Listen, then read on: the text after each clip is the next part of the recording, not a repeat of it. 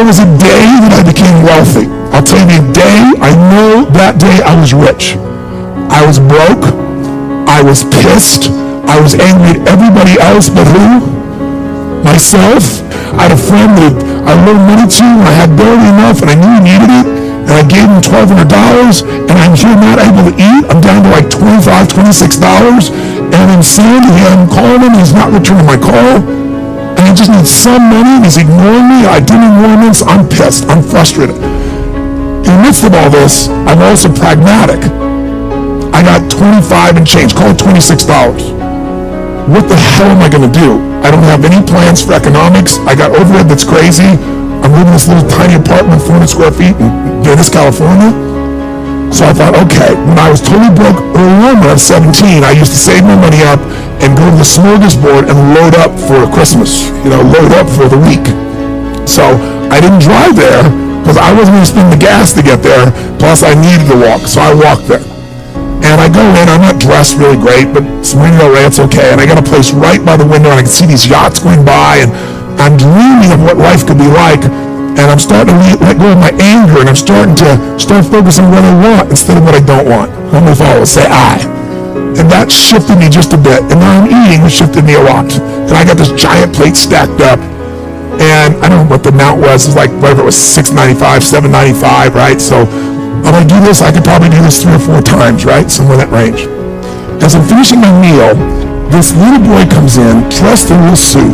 I honestly don't know how old he'd be, probably in the 3rd grade, so maybe 8 years old, 9 years old, something like that. And he opened the door for his mother, and he came over and pulled out the seat for her, and she sat down.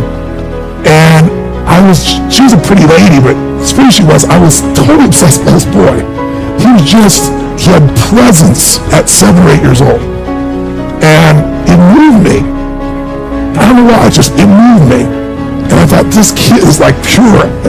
I want him to always be this way. He's such a good kid. He's a giver. So I got up and I paid for the meal. And whatever it was, $6, $7. So now I've got whatever left, $17, $18, $19. And I walk up to this little boy and I said, excuse me. And I said, I just want to acknowledge you for being such an extraordinary gentleman. I said, I saw the way you treated your lady, how you opened the door, how you pulled the chair out. I said, that's class. I said, my name's Tony, what's yours? And I don't honestly remember his name, Charlie or something. And he looked up at me and I said, Charlie? I said, that's amazing, taking your date out for a lunch like this. He goes, well, actually, she's my mom. And I said, that's even more cool. And he said, oh, but I'm not taking her lunch because I think he said he was 8. I said, oh, yes, you are. I had no plan for this. I just reached in my pocket, I took all the money I had left, $17, $18, $19, and I put it on the table. I said, you're taking her to lunch. He looked up at me and he goes, I can't take that. I said, sure you can. He said, why? Because I'm bigger than you are. And he smiled real big, and I didn't even look at his mom. I just turned and walked away. And I didn't walk out of that door. I flew home. I should have been freaking out. How the fuck am I going to eat? But I didn't.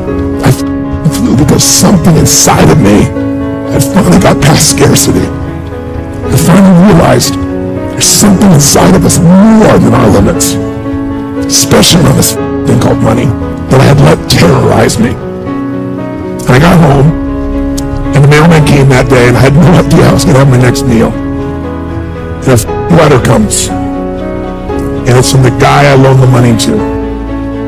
Handwritten note saying, I've been avoiding you. It's wrong. I'm so sorry. You were there when I needed you. Here's what I owe you plus a little bit more. And the $1,200 was there plus another $100 for the time that I had to take care of it. And for me, $1,300, that was enough to run my show for a month or 2. And I cried. And then I decided, what does this mean? And I thought, this means that whenever you give, it's always going to come back, so you don't have to ever think about that again. Just give. And the rewards will be greater than you can ever imagine. I don't know if that's coincidence, but I decided to believe that day was the blessing when I became rich. And I can tell you honestly, I've had tough days in my life, economically, emotionally, like all of us. But I've never gone back to that scarcity. I never will. The secret to living is giving. Do it when you don't have it, and I promise you, scarcity will leave your life. What is it that gives your life a sense of meaning and purpose? Because once you find that, it puts you in your power place. See, if you know what your life work is, I encourage you to start working on it. If you can't do it all at one time, do just a little bit of it. And if you don't know what it is that you showed up to do, if you don't know why you're here, I encourage you to find out what your purpose is here. What is the meaning of your life? What will be different? Have you ever asked yourself that question? I've done that. I remember coming from a friend of mine's funeral, and I was reflecting on how much time I had left. And I went for a walk in a park thinking about this guy whose life was so promising. And I mean, he wasn't an old guy. He was quite young, in fact. And I thought about all of the things that he said he was going to do, and he never got a chance to do those things. And I started thinking about my own life and how much time I had left to do the things that I would like to do. And at that time, I wasn't sure what my life purpose was, what my life's work was. I wasn't sure about it at that time. And I thought about it quite a lot. I had some idea, but I wasn't convinced. That I don't think I felt worthy. I didn't believe that it could be me to do this kind of work that I'm doing right now. And I say to you that if you begin to take a conscious effort to find out what it is that you're supposed to do, I say that it can literally save your life. I said that it can literally save your life. 85% of the American public, according to recent studies, are going to jobs that they hate, working on jobs that do not challenge them. They get sick thinking about going. Because, see, when you go to a job and you already know how far you can go, you can already see that proverbial glass ceiling. See, when you're going someplace and you already know how much you're going to make, you already know how far you can go, you're in a dead-end position. It erodes your self-esteem. It lowers your sense of yourself. It creates an inner turmoil. It creates an emptiness in you. So I say that your life is worth finding what it is that you're supposed to do. And I'm not saying quit your job. I'm saying find it and do just a little bit of it. Just start working at it just a little bit. But do find out what your work is and hold on to it, and don't let your dream go. Don't let it go. See, and here's something else I want you to begin to look at. Why is it that most people don't pursue their dreams or don't do better than what they're doing if they're capable of doing it?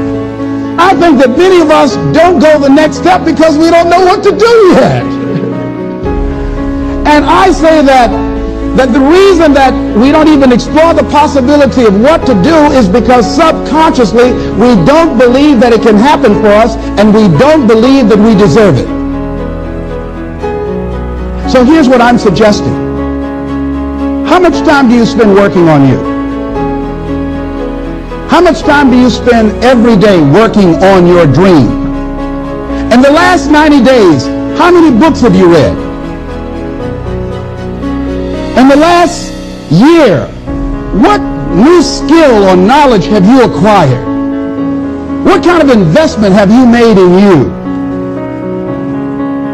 So I'm saying that as you begin to look at where you want to go, if you want to make it today, and things are changing so fast you have to literally run to stand still, I'm saying that you've got to make some conscious effort to begin to work to develop you. Here's something else. Most people are not living their dreams because of fear, ladies and gentlemen. Fear, limited vision, and lack of self-esteem.